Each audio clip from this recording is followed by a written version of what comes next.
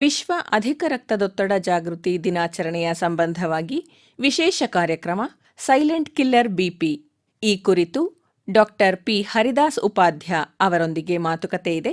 ಆ ಬಳಿಕ ಎಪಿಎಸ್ ಅಂದರೆ ಆಂಟಿ ಪಾಸ್ಫೋಲಿಪಿಡ್ ಸಿಂಡ್ರೋಮ್ ಈ ಕುರಿತು ಮಾಹಿತಿ ನೀಡುತ್ತಾರೆ ಡಾಕ್ಟರ್ ಮಹಾಬಲೇಶ್ವರ ಮಮದಾಪುರ. ಮೊದಲಿಗೆ ವಿಶ್ವ ಅಧಿಕ ರಕ್ತದೊತ್ತಡ ಜಾಗೃತಿ ದಿನಾಚರಣೆಯ ಸಂಬಂಧವಾಗಿ ವಿಶೇಷ ಕಾರ್ಯಕ್ರಮ ಸೈಲೆಂಟ್ ಕಿಲ್ಲರ್ ಬಿಪಿ ಈ ಕುರಿತು ಕನ್ಸಲ್ಟೆಂಟ್ ಫಿಸಿಷಿಯನ್ ಮತ್ತು diabetologist doctor P Haridas Upadhya ಅವರೊಂದಿಗೆ ಮಾತುಕತೆ ಕೇಳೋಣ.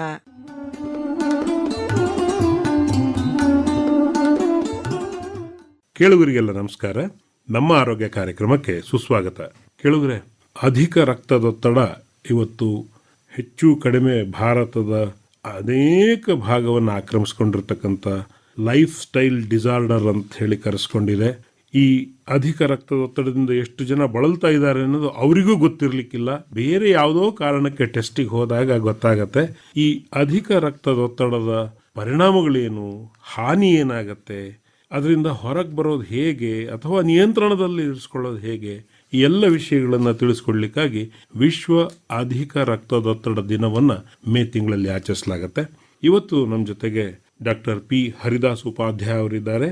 ಕನ್ಸಲ್ಟೆಂಟ್ ಫಿಸಿಷಿಯನ್ ಮತ್ತೆ ಡಯಾಬಿಟಾಲಜಿಸ್ಟ್, ಮೈಸೂರಿನ ಆದಿತ್ಯ ಅಧಿಕಾರಿ ಆಸ್ಪತ್ರೆಯಲ್ಲಿ ಇವರು ಸೇವೆ ಸಲ್ಲಿಸ್ತಾ ಇದ್ದಾರೆ. ಡಾಕ್ಟರ್ ಪಿ ಹರಿದಾಸ್ ಉಪಾಧ್ಯಾಯ ಅವರಿಗೆ ನಮ್ಮ ಕಾರ್ಯಕ್ರಮಕ್ಕೆ ಸ್ವಾಗತ. ನಮಸ್ಕಾರ ಡಾಕ್ಟ್ರೆ, ಪ್ರತಿ ವರ್ಷ ಈ ಒಂದು ದಿನವನ್ನು ಆಚರಿಸ್ತೀವಿ. ಅಧಿಕ ರಕ್ತದೊತ್ತಡ ಅಥವಾ ಹೈಪರ್ ಟೆನ್ಷನ್ ಬಗ್ಗೆ ಜಾಗೃತಿ ಮೂಡಿಸ್ಲಿಕ್ಕೆ ಒಂದು ವಿಶ್ವ ದಿನ, world hypertension awareness day ಅಂತ ಹೇಳಿ ಅಗತ್ಯ ಇದೆಯಾ? ಹೌದು, ಇದೊಂದು 20 ವರ್ಷದ ಹಿಂದೆ ಈ ಮೇ 17ನೇ ತಾರೀಕನ್ನು ಅಧಿಕ ರಕ್ತ ಒತ್ತಡ ದಿನ ಅಂತ ವಿಶ್ವದಲ್ಲಿ ಆಚರಿಸಲಿಕ್ಕೆ ಪ್ರಾರಂಭಿಸಿದರು.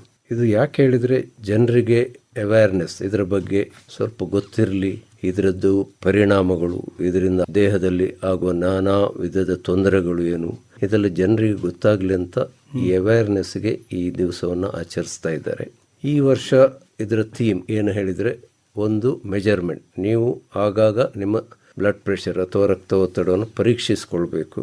ಹಾಗೆ ಅದಕ್ಕೆ ಬೇಕಾದ ಚಿಕಿತ್ಸೆ ಅದನ್ನು ನೀವು ತಗೊಳ್ಬೇಕು. ಹಾಗೆ ಮಾಡಿದರೆ ನೀವು ಇನ್ನಷ್ಟು ವರ್ಷ ಬದುಕ್ತೀರಿ ಅಥವಾ ಬದುಕಬೇಕು. ಈ ಉದ್ದೇಶದಿಂದ ಈ ವರ್ಷದ ಧ್ಯೇಯ, ಅದು ಥೀಮ್. ರಕ್ತದ ಒತ್ತಡ ಅಂದರೆ ಏನು ಅನ್ನೋದು ಪ್ರಶ್ನೆ. ಸಾಮಾನ್ಯವಾಗಿ ಬ್ಲಡ್ ಪ್ರೆಷರ್ ಅಥವಾ ರಕ್ತದ ಒತ್ತಡ 120 ಮತ್ತು 80 ಇದರ ಒಳಗಿರುತ್ತೆ. 120 ಮೇಲ್ಗಡೆದು ಅಂದರೆ ಸಿಸ್ಟಾಲಿಕ್ ಅಂತ ಹೇಳ್ತೇವೆ, ಕೆಳಗಡೆದು ಡಯಾಸ್ಟಾಲಿಕ್, ಅದು 80. ಇದರ ಒಳಗಿದ್ರೆ we are okay are we are safe, ನಮಗೆ ಏನು ತೊಂದರೆ ಆಗುವುದಿಲ್ಲ. 120-80 ಮೇಲೆ ಹೋಗ್ಲಿಕ್ಕೆ ಪ್ರಾರಂಭಿಸಿದರೆ ಅದು ಅಧಿಕ ರಕ್ತ ಒತ್ತಡ ಆಗ್ತದೆ. ಸ್ಟೇಜ್ 1 ಅಂದರೆ 120-80, ಅದು ಮೇಲೆ ಹೋಗಿ 130-80ಕ್ಕೆ ಹೋದರೆ ಅಥವಾ 130-90ಕ್ಕೆ ಹೋದರೆ ಅದು ಸ್ಟೇಜ್ 1 ಆಗುತ್ತೆ.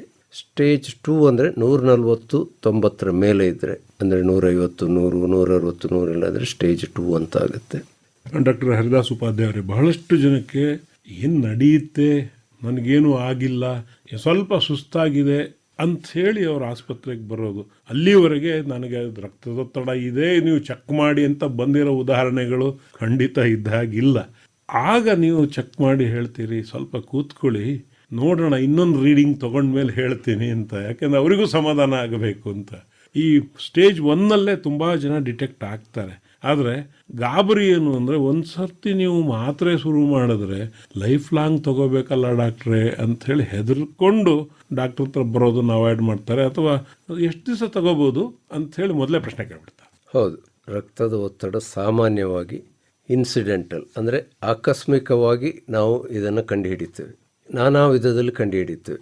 ಒಂದು, ಅವರು ಕಫ, ಕೆಮ್ಮು, ನೆಗಡಿ ಅಂತ ಏನಾದರೂ ಬಂದಿರ್ತಾರೆ. ಆಗ ನಾವು ಅವರಿದರ ಬ್ಲಡ್ ಪ್ರೆಷರ್ ಚೆಕ್ ಮಾಡಿದಾಗ ಗೊತ್ತಾಗುತ್ತೆ ಅವರಿಗೆ ಸ್ವಲ್ಪ ಬ್ಲಡ್ ಪ್ರೆಷರ್ ಜಾಸ್ತಿ ಇದೆ ಅಂತ. ಅಥವಾ ಬೇರೆ ಹೊಟ್ಟೆ ನೋವು, ಗ್ಯಾಸ್ಟ್ರಿಕ್ ತೊಂದರೆ ಏನಕ್ಕಾದರೂ ಬಂದಿರ್ತಾರೆ, ಆಗ ಗೊತ್ತಾಗುತ್ತೆ.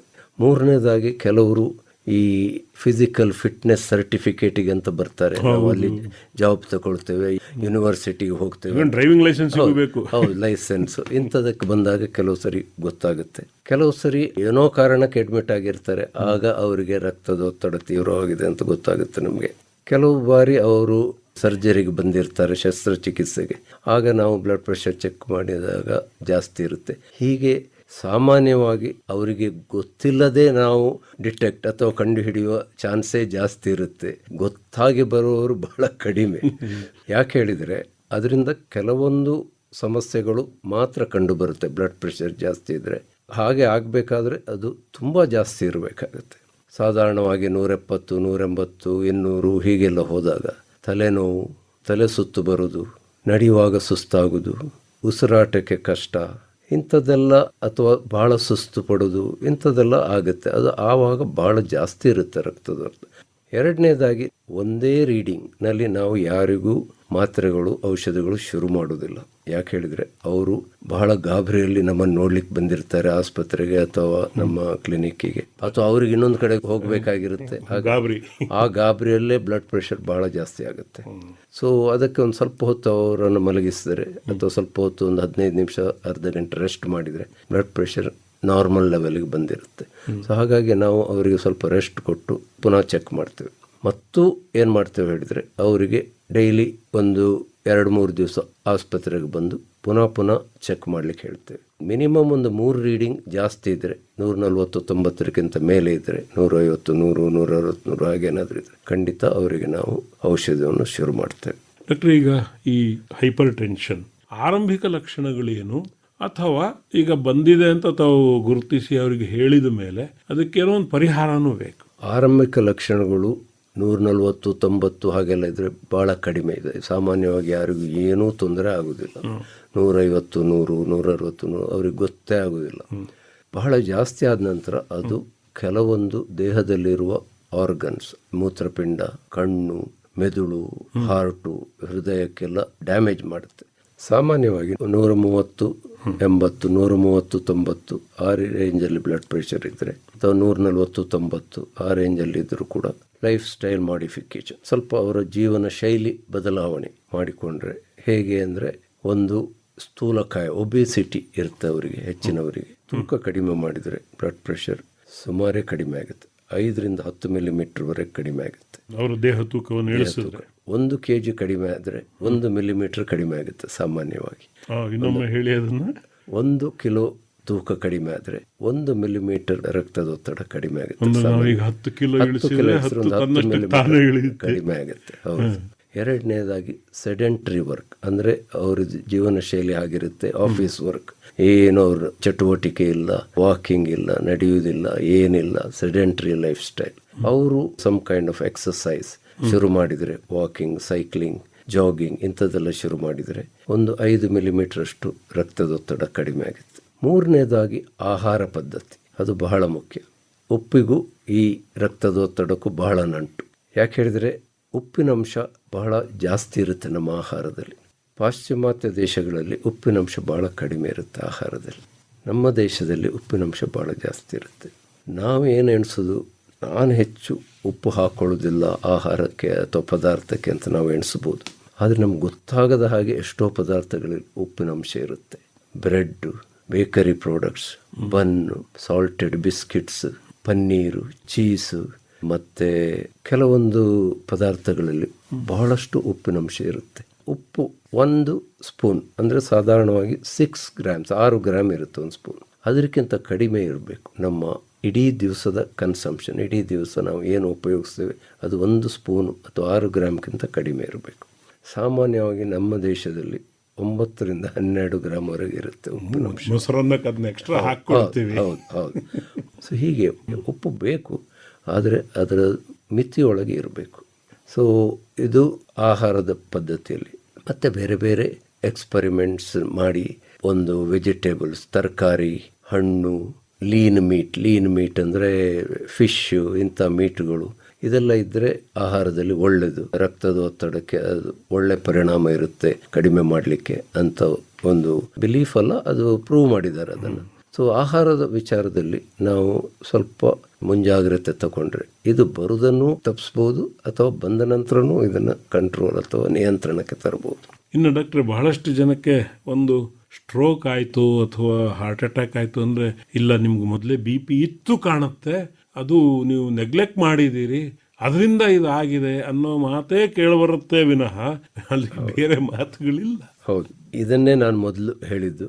ಬಹಳಷ್ಟು ಅಧಿಕ ರಕ್ತ ಒತ್ತಡ ಇದ್ರೆ ಮಾತ್ರ ಅದು ಹೀಗೆ ಡ್ಯಾಮೇಜ್ ಮಾಡಿ ಅವರಿಗೊಂದು ಸ್ಟ್ರೋಕ್ ಆಗುತ್ತೆ ಅಥವಾ ಹಾರ್ಟ್ ಅಟ್ಯಾಕ್ ಆಗುತ್ತೆ. ಸ್ವಲ್ಪ ಅಷ್ಟೇ ರಕ್ತದ ಒತ್ತಡ ಇದ್ರೆ ಅವ್ರಿಗೆ ಯಾರಿಗೂ ಗೊತ್ತಾಗುದಿಲ್ಲ, ಇದೆ ಅನ್ನೋದು ಗೊತ್ತಿರಲ್ಲ. ಅದು ನಿಧಾನವಾಗಿ ಮೇಲೆ ಮೇಲೆ ಹೋದ ನಂತರ ಅವರಿಗೆ ಹೀಗೆ ಒಂದು ದಿವಸ ಏನಾಗುತ್ತೆ, ಇದು ಸಿಂಪಲ್ ಫಿಸಿಕ್ಸ್.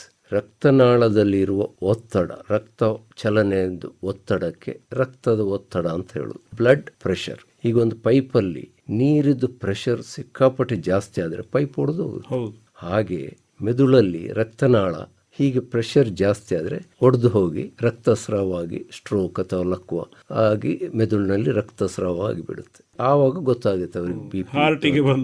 ಹಾರ್ಟಿಗೆ ಬಂದಾಗ ಏನಾಗುತ್ತೆ ಹೇಳಿದ್ರೆ, ಈ ರಕ್ತ ಒತ್ತಡದಿಂದ ಹೃದಯದಲ್ಲಿರುವ ರಕ್ತನಾಳದಲ್ಲಿ ಕೆಲವೊಂದು ಬದಲಾವಣೆಗಳಾಗುತ್ತೆ. ಅದು ಕೆಲವು ಸರಿ ಅಲ್ಲಿ ರಕ್ತ ಹೆಪ್ಪುಗಟ್ಟಲಿಕ್ಕೆ ಶುರುವಾಗುತ್ತೆ, ಅಲ್ಲಿ ರಕ್ತದ ನಾಳಕ್ಕೆ ಡ್ಯಾಮೇಜ್ ಆಗ್ಲಿಕ್ಕೆ ಶುರುವಾಗುತ್ತೆ. ಆಗ ಅಲ್ಲಿ ಕೆಲವೊಂದು ಪ್ಲೇಟ್ಲೆಟ್ ಅಂತ ರಕ್ತ ಕಣಗಳೆಲ್ಲ ಹೋಗಿ ಅಲ್ಲಿ ಜಮಾಯಿಸಿ ಅಲ್ಲಿ ಒಂದು ಥ್ರೋಂಬಸ್ ಅಥವಾ ಒಂದು ರಕ್ತ ಹೆಪ್ಪುಗಟ್ಟಿ ಬಿಡುತ್ತೆ. ಆಗ ಅವನಿಗೆ ಹೃದಯಾಘಾತ ಆಗುತ್ತೆ. ಸೊ ಇದು ಕೂಡ ಬ್ಲಡ್ ಪ್ರೆಷರ್ದು ಒಂದು ಕಾಂಪ್ಲಿಕೇಶನ್ ಅಂತಲೇ ಹೇಳ್ಬೋದು. ಡಾಕ್ಟ್ರೆ, ಬಹುಶಃ ನಮ್ಮ ಕೇಳುಗರಿಗೆ ನಿಮ್ಮಿಂದ ಒಂದು ನಿರೀಕ್ಷೆ ಮಾಡೋದೇನು ಅಂದ್ರೆ, ಡಾಕ್ಟರ್ ಹೇಳಿದ್ರೆ ನಾವು ಮಾಡ್ತೀವಿ ಅಂತ. 100 ಜನ 100 ಹೇಳಿದ್ರು ಮಾಡಲ್ಲ. ಡಾಕ್ಟರ್ ಉಪಾಧ್ಯಾಯ ಅನ್ನೋ ಒಬ್ಬ ಎಕ್ಸ್ಪರ್ಟ್ ನಮಗೆ 2 ಮಾತು ಹೇಳಿದ್ರೆ ಅವ್ರು ಹೇಳಿದ್ದನ್ನು ನಾವು ಫಾಲೋ ಮಾಡ್ತೀವಿ ಅನ್ನೋ ಜನ ಇದ್ದಾರೆ. ಹೌದು, ನಮ್ಮ ಈ ಹೈಪರ್ ಟೆನ್ಷನ್ ಡೇ ಅಥವಾ ರಕ್ತ ಒತ್ತಡದ ದಿವಸದ ಸಂದೇಶ ಏನು ಹೇಳಿದರೆ, ಮೊದಲೇ ಹೇಳಿದ ಹಾಗೆ ಆಗಾಗ ನಿಮ್ಮ ರಕ್ತ ಒತ್ತಡ ಬ್ಲಡ್ ಪ್ರೆಷರ್ ಅನ್ನು ತಪಾಸಣೆ ಮಾಡಿಕೊಳ್ಳಿ. ಮನೆಯಲ್ಲೂ ಇಟ್ಕೊಂಡಿದ್ದಾರೆ ಈಗ ಬಹಳ ಜನ.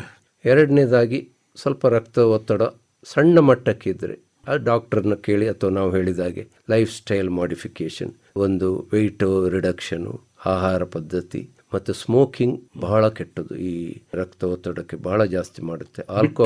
ಆಲ್ಕೋಹಾಲ್ ಮದ್ಯಪಾನ ಅದು ಕೂಡ ಒಳ್ಳೆಯದಲ್ಲ, ರಕ್ತ ಒತ್ತಡ ಜಾಸ್ತಿ ಆಗುತ್ತೆ, ಅದನ್ನು ಬಿಟ್ಟು ಬಿಡುವುದು ಒಳ್ಳೆಯದು. ಇದೆಲ್ಲ ಲೈಫ್ ಸ್ಟೈಲ್ ಮಾಡಿಫಿಕೇಶನ್ ಅಲ್ಲಿ ಬರುತ್ತೆ. ಮತ್ತೆ ಡಿಟೆಕ್ಟ್ ಆದ ನಂತರ ಹೀಗೆ ತುಂಬ ಜಾಸ್ತಿ ಇದ್ರೆ ನೀವು ಔಷಧಿ ತಗೊಳ್ಳೇಬೇಕು. ಮತ್ತೆ ಎಚ್ಚರ ವಹಿಸಿ ಅದನ್ನು ಕಂಟ್ರೋಲ್ನಲ್ಲಿ ಇಟ್ಟುಕೊಳ್ಳಿ. ಈ ಬ್ಲಡ್ ಪ್ರೆಷರನ್ನು ಔಷಧಿ ಆಗಲಿ ಜೀವನ ಶೈಲಿಯಲ್ಲಿ ಬದಲಾವಣೆ ಆಗಲಿ ಅದನ್ನು ಒಂದು ಕಂಟ್ರೋಲ್ ಹಿಡಿತದಲ್ಲಿ ಇಟ್ಕೊಂಡ್ರೆ ನೀವು ಬಹಳಷ್ಟು ವರ್ಷ ಬದುಕುವ ಚಾನ್ಸಸ್ ಜಾಸ್ತಿ ಇರುತ್ತೆ.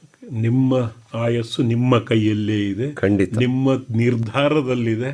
ನೀವು ಬಿಡಿ ಸಿಗರೇಟ್ ಸೇದ್ಕೊಂಡು ಆಯಸ್ಸು ಜಾಸ್ತಿ ಬೇಕು ಅಂದ್ರೆ ಆಗಲ್ಲ.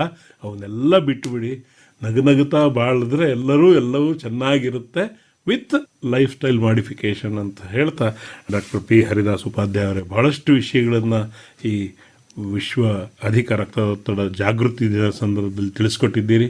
ಇದಕ್ಕಾಗಿ ನಮ್ಮೆಲ್ಲ ಕೇಳುಗರ ಪರವಾಗಿ ತಮಗೆ ತುಂಬ ಹೃದಯ ಧನ್ಯವಾದಗಳು. ನಮಸ್ಕಾರ. ನಮಸ್ಕಾರ.